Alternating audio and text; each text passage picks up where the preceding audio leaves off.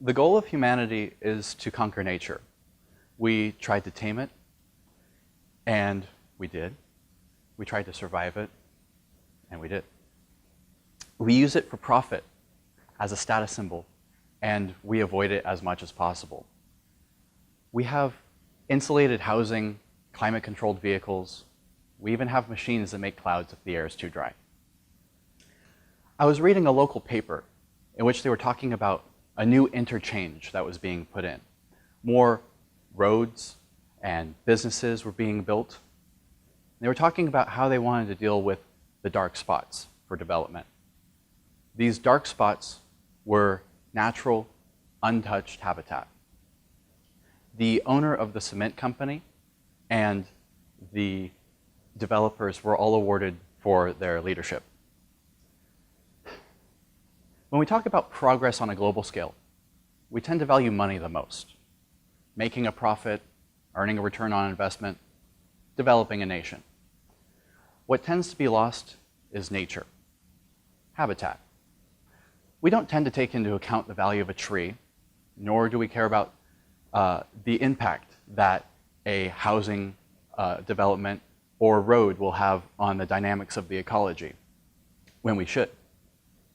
The larger a natural area is, the more biodiversity and biomass it can support. One 10,000-acre habitat patch can support more species of wildlife than 10 1,000-acre habitat patches. But why is such a large natural area important? Pluie the wolf was caught in Banff, Canada in 1991. She was fitted with a GPS collar and released. The next day they went out and weren't able to find her signal. Over the course of a week, they had gone out several times in a helicopter and still weren't able to find her.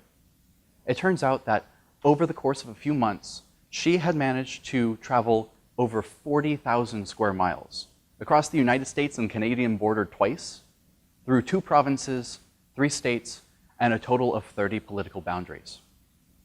The importance of having such a large natural area is the ability for Pluie to be able to roam over her entire range with as little impact to her as possible as we continue to develop the world.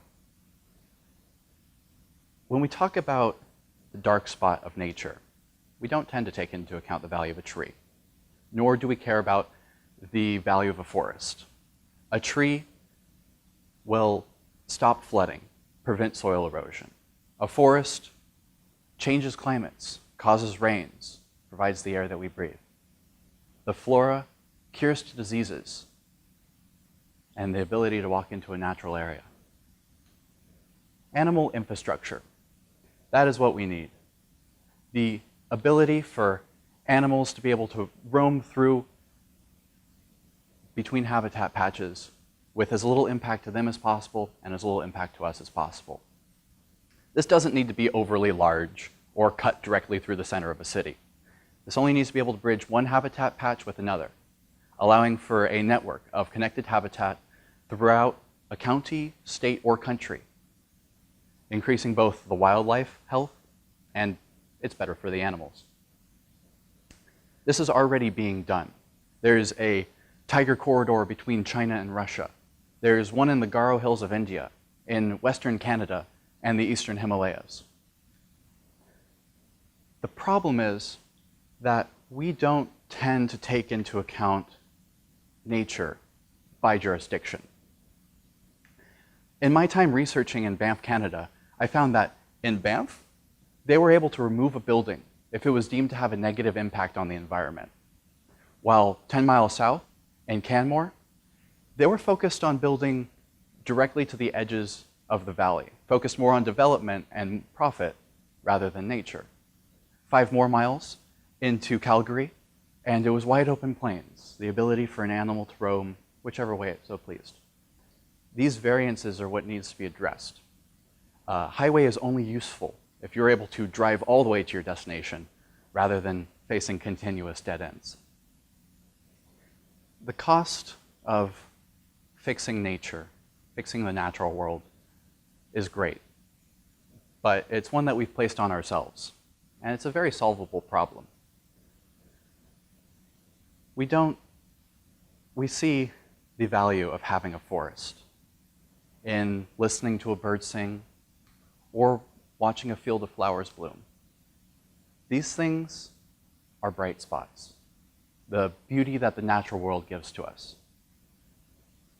Having a corridor is not the loss of value of land that a strip mall could have been, but rather an increase. If we make a change, we save massive amounts of money. We stop soil erosion. We prevent flooding. We have cleaner water and cleaner air. It's simple. All you have to do is contact your senator or your mayor. Go to a town hall meeting and say how important having a connected habitat is for you. Or if you don't want to deal with the government, go into your backyard and plant native species instead of maintaining a lawn. One decision by one person has a great impact. And when we all make a decision for nature, we all win.